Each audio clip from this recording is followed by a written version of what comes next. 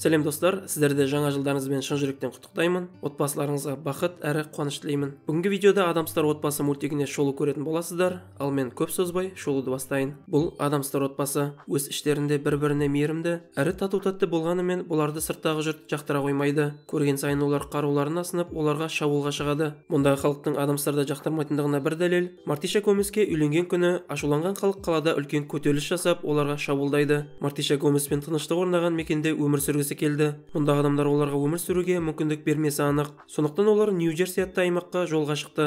Бір қызығы, көлік рөлінде Мартишаның заты қол отыр. Түнгі жол үстінде көлік алып денелі ақ халатты адамды қағады. Гомес бұл адам жақын маңайдағы жындыханадан қашты деп санайды. Бір уақытта ай сәулесімен шағылысқан дәу алып адам көрінді. Кейін Адамстар отбасы межелеген үйлеріне келді. Олар бұл жерді көріп сондай бақытты еді. Сол мезетте жаңағы ақ халатты жынды шықты. Оның есімі Ларш. Қотыратқа Соқырат дегендей Адамстар отбасына Ларш та қосылды. Ларштың жындылығына Адамстар отбасы үнемі таңғалатын. Үй ішіне келер болсақ, сыртынан ит өлгендей қорқынышты болып көрінетін. Үй іші де солай. Қабырғадан бастап шамдарға дейін. Оған қоса үйде бір белгісіз адамның әруағы бар, және ол үнемі Адамстарды қорқытуға тырысты. Бірақтан қорқыту іске аспай, керісінше Адамстарға бұл ұнап қалды. Дәл осылай Адамстар үйде ұзақ өмір сүрді. Осы уақыт ішінде үйде арыстан асырап, Мартиша екі бала тапты. Үлкені Уэнсдей, кішісі Паксли. Бауырлар бір-біріне жау секілді. Осы уақытқа дейін талай рет тұзақ құрып өлтірмекке тырысты. Уэнсдей үшін бұл ойынның ендігі қызығы қалмады. Қайта-қайта күндегі оқиғалар қайталанып жатқан соң, Уэнсдей сырттағы өмірге қызықты. Достар, кішкене уақыттарыңызды алсам,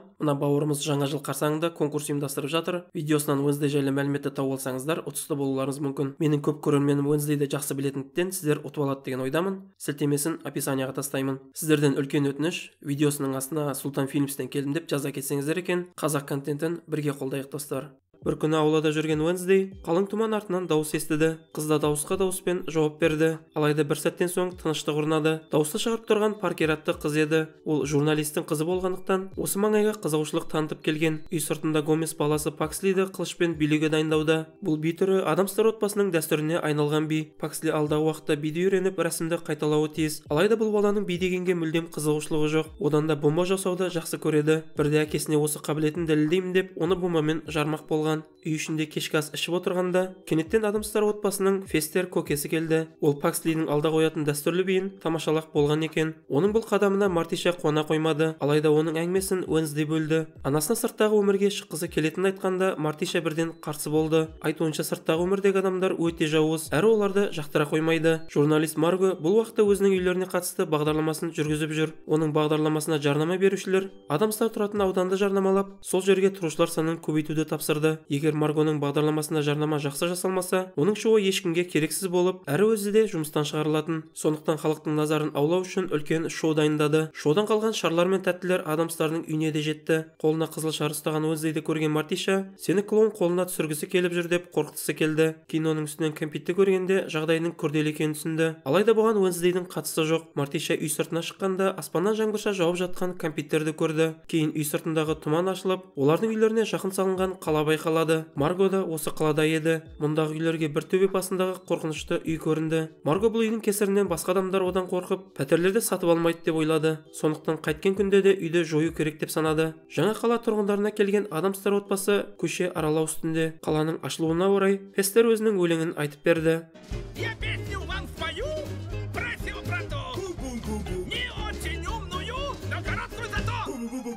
Алайда әнімен мұндағы жұртты қорқытпаса, қуантқан жоқ. Кейін Адамстар отбасына Марго келді. Журналист әйел оған қорқынышты үйлерін жаңартуға кеңес берді. Мартиша бұл ұсыныстан бас тартқанымен, күйеуі оны көндіріп алды. Келесі күні Марго келіп, үйді қалай өзгертуге болатынын жоспарлады. Әрине, бұл үйді реттеу үшін үлкен күш кетері анық. Бұл уақытта Паркер Уэнсдеймен танысады. Ол оған мектеп жайлы айтады. Уэнсдей болса қызығып, ол да мектепке барғысы келді. Маргоның үйді жөндеу жұмысы Адамстар отбасын қуанта қоймады. Сондықтан түсірім группасымен бірге оларды шығарып тастады. Алайда берілгелі жатқан Марго жоқ. Ол Гомеске осы жерден 50 үйді сатуы керектігін айтады. Гомес қуанып өзінің туыстары көп екендігін және осында көше алатындығын жеткізеді. Бірақ Маргоға бұндай көршілер керек емес. Сондықтан ол Адамстарды бұл жерден қуып шықпақшы. Үйіне келгенде өзінің құпия бөлмесіне кіріп, барлық қала тұрғындары жиналған чатқа бірнеше аккаунт арқылы Адамстар отбасын жамандап тастайды. Қала тұрғындары хаттарды оқып, қатты шошиды. Сондықтан Адамстардан құтылмаққа шешім қабылдады. Марго бұны көріп бақытты күй кешуде. Ол адамдардың реакцияларын барлық қала бойынша бойынша орнатылған камералар арқылы байқады. Кешкісін Уэнсдей мектепке барғысы келетінін айтып, әке-шешесін көндірді. Келесі күні мектепке барып, бірінші күннен-ақ барлық оқушыларды қорқытады. Бұл жерде оны Паркер ғана құшақ жая қарсы алды. Паркерді Беттани атты қызы ренжітіп жатқанда, Уэнсдей оны сабасына салды. Сабақ кезінде өлген құрбақалармен жұмыс жасамақ болғанда, Уэнсдей құрылғы жасап құрбақасын тірілтіп алды. Одан бөлек барлық оқушылардың да құрбақалары тіріліп кетті. Уэнсдей оларға Беттаниға шабуыл жасауды бұйырып, қызды біршама қорқытып тастады. Мектептен соң Паркер досын үйіне шақырды. Уэнсдей бұл жерден шығып үйіне келгенде, Мартиша қыздың шашындағы түрлі түсті түйреуішті көреді. Оған қызының жаңа кейпі ұнай қоймады. Бірақ Уэнсдей анасының айтқанымен жүргісі келмейді. Сондықтан ол түйреуішін шешуге қарсы тұрды. Уэнсдей анасының реакциясын Паркерге айтқанда, ол қызда анасына қарсы шығып, өз қалауымен жүргісі келетінін айтады. Уэнсдей оған көмектесіп, құрбысының кейпін қорқынышты етті. Бұл уақытта Мартиша өзінің қызымен байланысы нашарлап жатқанын байқады. Қыз тіпті ата-әжесімен сөйлесетін сеансқа келмеді. Бірақ Мартишаның ата-анасы бұл қалыпты жағдай деп оны жұбатады. Бұл уақыттарда Паксли өзінің биіне дайындалуда, бірақ қылышты биге мүлде үйренер емес. Мұны көрген Гоместің әбден көңіл күйі түсті. Әкесінің көңілі түскенін көрген Паксли барлық күшін салып дайындалуға көшті. Бірақ та қанша тырысса да оның қолынан ештеңе келер емес. Уэнсдей мен Паркер өздерінің кейіптерін түгелімен өзгертіп, аналарына қарсы шығуға бекінді. Всем привет! Это мой новый лук. Если нравится, жмите лайк. Но, если честно, мне плевать. Я нашла себя. Мартиша қызының үстіндегі киімді көріп, оны үй қамаққа жапты. Ал Марго болса, қызының телефонын тартып алды. Уэнсдей бөлмесінде отыра бергісі келмей, киімдерін жинап Паркердің үйіне кетті. Олар бірігіп, қызның телефонын іздемекке шешті. Осының арқасында олар Маргоның құпия бөлмесін тауып алды. Олар Маргоның қала тұрғындарын бақылап отырғанын біліп қояды. Осы уақытта бұл жерге Маргоның өзі де келді. Жаза ретінде оларды бір бөлмеге қамап, өзі болса шоуын түсіруге кетеді. Бұл уақытта қалада адамстар қаптап кетті. Олар Пакслидің рәсімді орындауына жиналған екен. Марго бұның барлығына көніп отырғысы келген жоқ. Сондықтан ол қала тұрғындарын оларға қарсы қойып, катапультан алып олардың үйлеріне беттеді. Қыздар үйді қиратқалы жатқанын біліп, үйден қашып сол жаққа шықты. Бұл уақытта Пакслидің рәсімді мерекесі басталды. Ол өздерінің ритуалын орындап, артынша қылышты биіне көшеді. Бірақ бұл нәрсе оның қолынан келмеді. Әкесі оған ұрысудың орнына баласын қолдап, оның қолынан келгенше тырысқанын айтып мақтайды. Бұл кезде қала тұрғындары адамстар отбасына шабуылды бастады. Жағдайдың қиын екенін көріп, үйдегі аруақ қашып кетті.